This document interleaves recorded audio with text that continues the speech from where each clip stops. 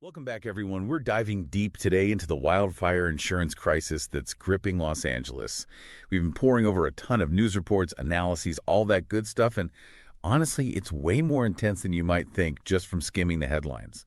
I mean, we're talking homeowners rebuilding their lives from scratch, after a wildfire wipes everything out, and then, bam, they find out they're not even covered. Yeah, it's a total nightmare scenario. Losing a home to a wildfire is, well, just heartbreaking on its own, but then to find out you don't have insurance, it just throws your whole life into chaos. Yeah, it's absolutely devastating. And, it's not just some abstract problem. It's happening right now. Like, picture this. You've just lost everything in a fire, your home's gone, and you live in a neighborhood where houses cost millions. Right, right. That's what's happening in Pacific Palisades, one of those really affluent parts of LA hit hard by the recent fires. Yeah, and it's a harsh reminder of the financial blow these fires can deliver. And to add insult to injury, just before those fires broke out, State Farm canceled something like 1,600 policies right in that same area. Wow, 1,600 policies. Yep. That timing is pretty suspicious, gotta say. But it sounds like this isn't just a State Farm thing. Lots of the big insurance companies are pulling out of California altogether, huh? Yeah, it's a trend. Between 2020 and 2022, insurers basically refused to renew almost 3 million policies across the whole state. Can you believe that? 2.8 million to be exact. Wow. And over 500,000 of those drop policies were right here in LA. They're bailing out of these high-risk areas. So why are they all leaving? Is it as simple as just trying to dodge those big payouts after a disaster? Well, they are all about managing risk. That's their game. And they're bringing in some really high-tech tools to do it. Think, mountains of data, supercomputers, crunching numbers, all to figure out where wildfires are most likely to happen. Basically, they're trying to pinpoint the spots where the risk of wildfire is so high that it just doesn't make financial sense for them to offer insurance anymore. So it's all about the bottom line, huh? Pretty much, yeah. I mean, remember, State Farm alone lost like $6.7 billion in 2022 and then another $6.3 billion in 2023. Wow. That's massive. And it's definitely shaping their decisions about where they're willing to offer coverage. Yeah, that makes sense from a business perspective, I guess. What are homeowners supposed to do if they can't get insurance from these big companies? They can't just go without it, can they? Right, you're absolutely right. So a lot of them are turning to what's called the FAIR Plan. It's this state-backed insurance, like a last resort kind of thing in California. So it's basically a safety net for those who can't get coverage anywhere else. Exactly, but there's a catch. It only offers limited coverage, not as much as a regular insurance policy. Oh, so it's not a perfect solution. Nope, not at all. And get this, the FAIR Plan is getting slammed with new people signing up. The numbers have almost doubled in the past few years. It went from 1.4 million back in 2020 to 2.7 million in 2023. Wow, that's a huge jump. That must be putting a ton of strain on the system. Oh, yeah, it is. The potential losses the FAIR Plan is facing are just astronomical, like $311 billion. That gives you an idea of how big this crisis really is. So it's like homeowners are stuck between a rock and a hard place. Either they lose their insurance completely or the premiums skyrocket and they can't afford it. It is. It's a tough spot. One homeowner we read about got hit with an insurance quote that jumped from $4,500 a year to a whopping $18,000.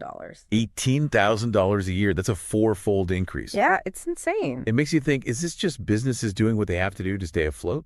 Or is there some kind of, moral obligation for them to keep insurance affordable, especially during a crisis like this? That's a tough question, and there aren't any easy answers, but it definitely brings up the ethical side of all this, for sure. Yeah, it does. So where do we go from here? Is there any hope for the homeowners caught in this mess? Well, California did just recently make a big move by requiring insurers to offer coverage in those high-risk fire zones. They're trying to stop companies from just abandoning those communities altogether. That sounds like a good step, at least. But is it enough? Will it really fix the problem? So yeah, back to your question. Is California's mandate enough? Yeah, will it actually make insurance companies want to stay in those risky areas long term? And what about the people who've already lost everything? How are they supposed to rebuild? Those are great questions, and they show just how complicated this whole situation is. The mandate is a start, for sure, but it's definitely not a cure-all. We need to look at other solutions and think about what this crisis means in the long run, not just for California, but for other places facing the same threats. You're right. This isn't just a California problem. It's global. And it's only going to get worse as climate change makes wildfires and other natural disasters more and more common. Absolutely. And that brings us to a crucial point. What can we learn from what's happening in California, and how can we use those lessons to help other areas dealing with similar challenges? And now it's time to start digging into some potential solutions. Yeah, for sure. So we've established this isn't just a California thing, it's a global issue. But let's zoom back in on California for a sec. You said the state's mandate, forcing insurers to offer coverage in those wildfire-prone areas. It's a start, but not the whole answer. What else needs to happen to make this thing actually work? Well, one key thing is incentivizing insurers to not just offer coverage, but to actually invest in making those communities more fire resistant. It's about shifting from just reacting to disasters to actually preventing them. Right, that makes sense. But these insurance companies, they're businesses, right? Their main goal is making money. How do we convince them that putting money into prevention is good for their bottom line? That's where the government needs to step in. We need some kind of team effort, public and private, to make this happen. Maybe tax breaks for insurers who invest in preventive measures, or subsidies to help homeowners make their homes more fire resistant. So it's about sharing the responsibility and the costs of dealing with this wildfire risk. Exactly. We got to move away from this every homeowner for themselves mentality. This is everyone's problem, and it needs a solution that works for everyone. And it's not just about the money either. We need to think about the emotional and psychological impact this whole thing is having on people. Oh, absolutely. Imagine living every day knowing a wildfire could wipe out everything you've worked for. That stress must be incredibly heavy to carry. It is. It really is. And it's something we can't ignore.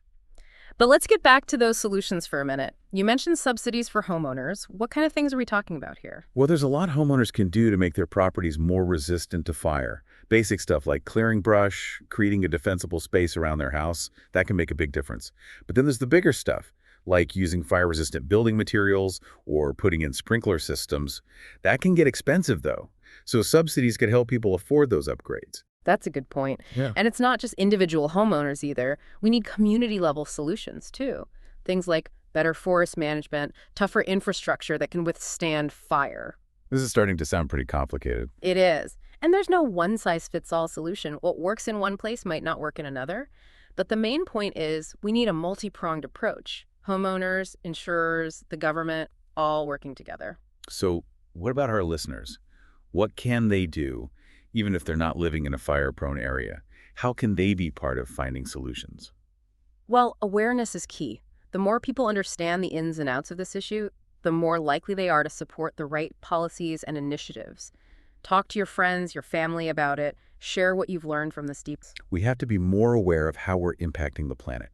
We need to work together to build a future that's more sustainable, more resilient for everyone. Beautifully said. And remember, the future isn't something that just happens to us. We make it happen together through the choices we make and the actions we take. And that wraps up our deep dive into the wildfire insurance crisis in Los Angeles. We hope this conversation got you thinking, maybe taught you something new, and most importantly, inspired you to do something about it. Remember, knowledge is power, and taking action is how we create hope. Keep learning, keep sharing, and keep pushing for a better future.